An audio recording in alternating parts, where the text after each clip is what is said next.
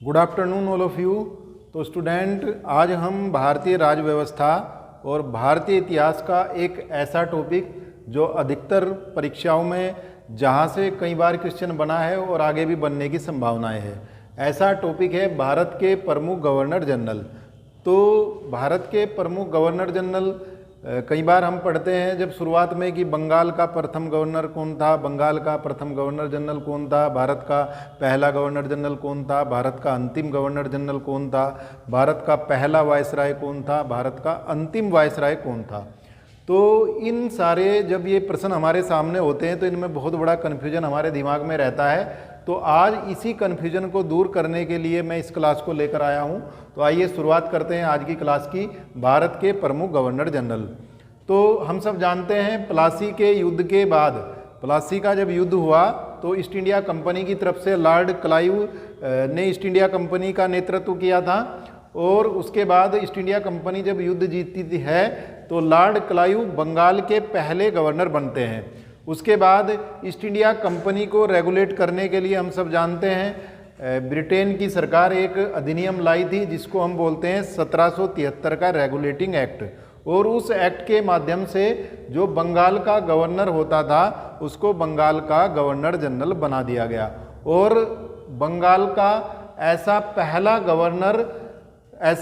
Governor general कौन था? Warren Hastings. यानी बंगाल का अगर पहला गवर्नर आए तो लॉर्ड क्लाइव, और बंगाल का अंतिम गवर्नर आए तो लॉर्ड वारेन हेस्टिंग्स था, और इसी को बाद में बंगाल का पहला गवर्नर जनरल बना दिया गया।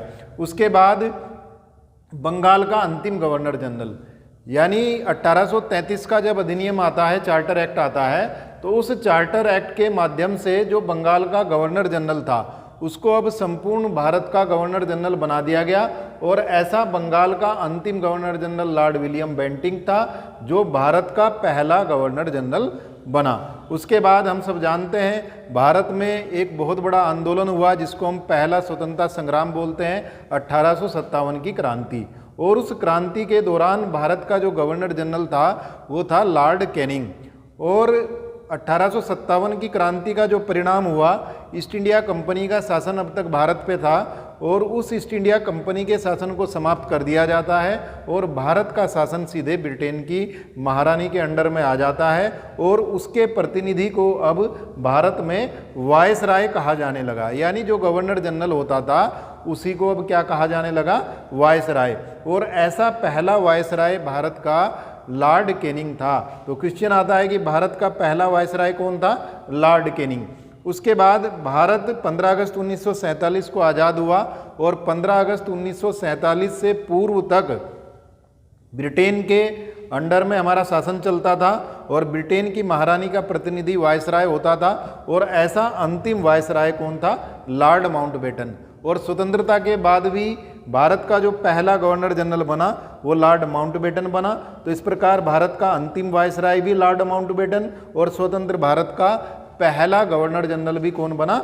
Lord Mountbatten. अगर पहला अंग्रेज कहें या अंतिम अंग्रेज कहें स्वतंत्र भारत का तो वो भी लॉर्ड माउंटबेटन ही था। इसके बाद लॉर्ड माउंटबेटन के बाद एक भारतीय भी गवर्नर जनरल बनते हैं जिनका नाम था चक्रवर्ती राजगोपालाचार्य। तो क्वेश्चन आता है कि स्वतंत्र भारत के पहले भारतीय गवर्नर जनरल कौन थे? तो राजगोपालाचार्य। पहले भारतीय भी यही थे और अगर अंतिम भारतीय आए तो अंतिम भारतीय भी चक्रवर्ती राजगोपालाचार्य।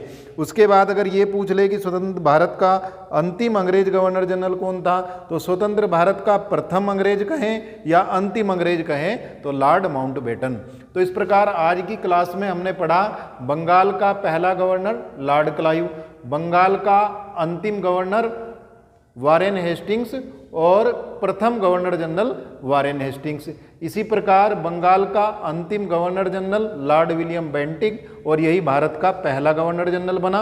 और भारत का पहला वायसराय लॉर्ड कैनिंग, भारत का अंतिम वायसराय लॉर्ड माउंटबेटन, स्वतंत्र भारत का प्रथम गवर्नर जनरल लॉर्ड माउंटबेटन और स्वतंत्र भारत का पहला भारतीय गवर्नर जनरल चक्रवर्ती राजगोपालाचार्य। तो इस प्रकार आज की क्लास में कुछ महत्वपूर्ण गवर्नर जनरल के बारे में हमने पढ़ा। मुझे आशा और पूरी उम्मीद है कि किसी भी एग्जाम में अगर यहाँ से क्वेश्चन आता है तो आप क्वेश्चन को छोड़कर नहीं आएंगे।